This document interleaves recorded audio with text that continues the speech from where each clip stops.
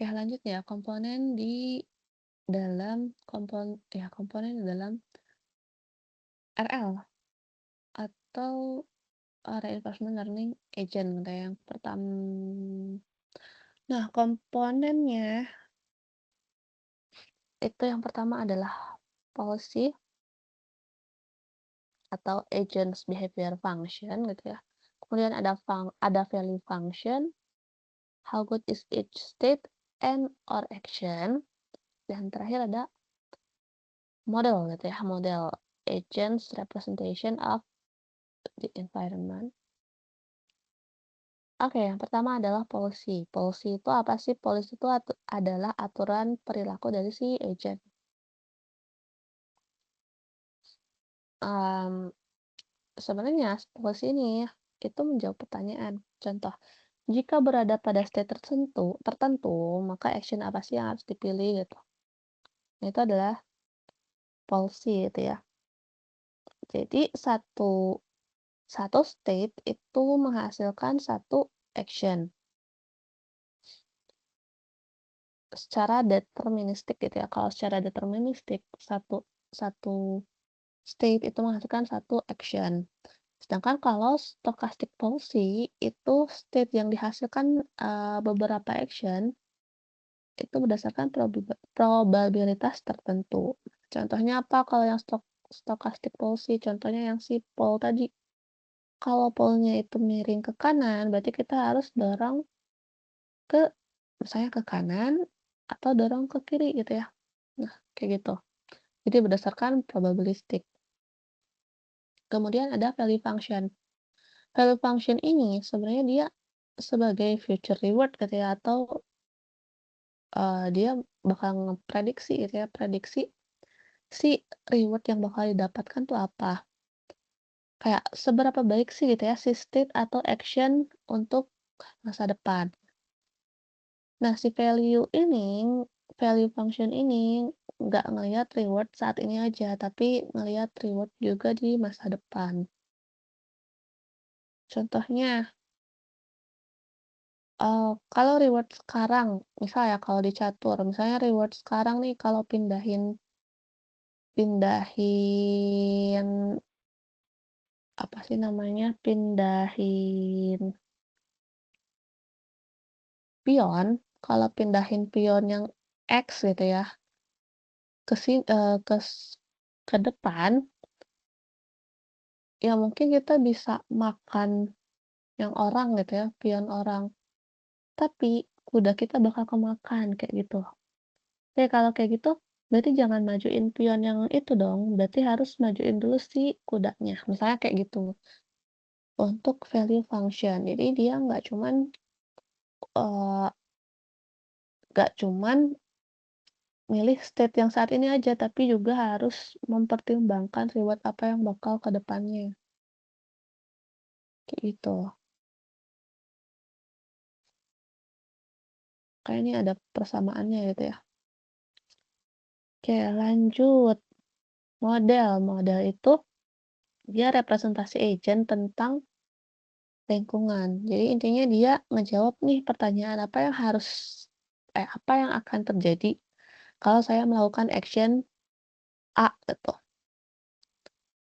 Nah, si model ini terdiri dari ada ada reward eh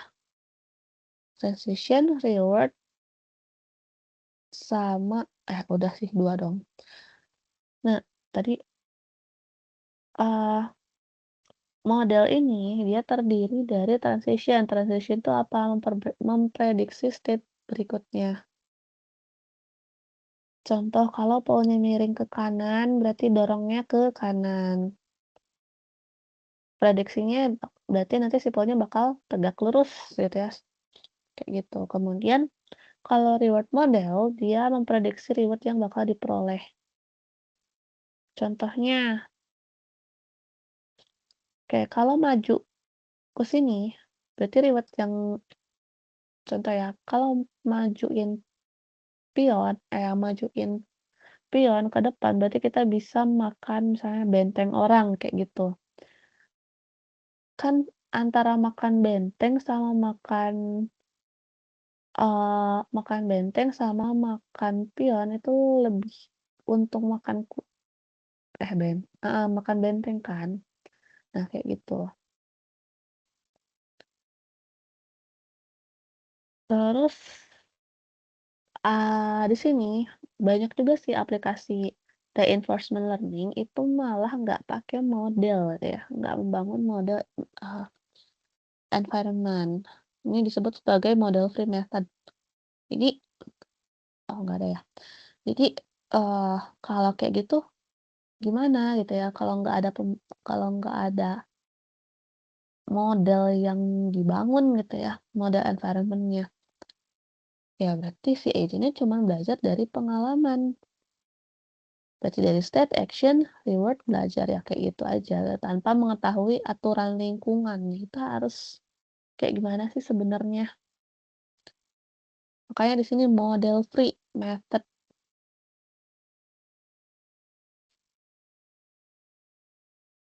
Nah, contoh bisa nggak sih bisa. Contohnya ini example. Nah, rewardnya -1 setiap step. Action-nya atas bawah kanan kiri gitu ya. State-nya adalah agents location. Oke. Kita tentuin dulu. Kalau kayak gini, kita tentuin dulu sebenarnya bisa maju kemana sih gitu. Dari start ke goal. Kayak panahnya. Dari sini ke kanan, dia bisanya ke kiri. Kenapa nggak bisa ke bawah? Karena kalau ke bawah mentok gitu ya. Oke. Ke sini, ke sini, ke sini gitu ya. Ke kanan terus, terus ke bawah, terus ke kiri, ke bawah, kanan, bawah, kanan, kanan. Supaya untuk mencapai goal. Kalau dia ada di sini, maka jalan keluarnya adalah set gitu ya. Kalau dia ada di sini, jalan keluarnya kemana? Kayak gitu. Oke, di sini kita masukin angka ya, using value function. Tadi value function itu buat apa sih? Buat eee, value value function itu buat memperkirakan seberapa baik sih gitu suatu state atau action ini untuk di masa depan. Makanya di sini makin ke sini minusnya makin gede, tapi makin mendekati goal minusnya makin kecil, kayak gitu.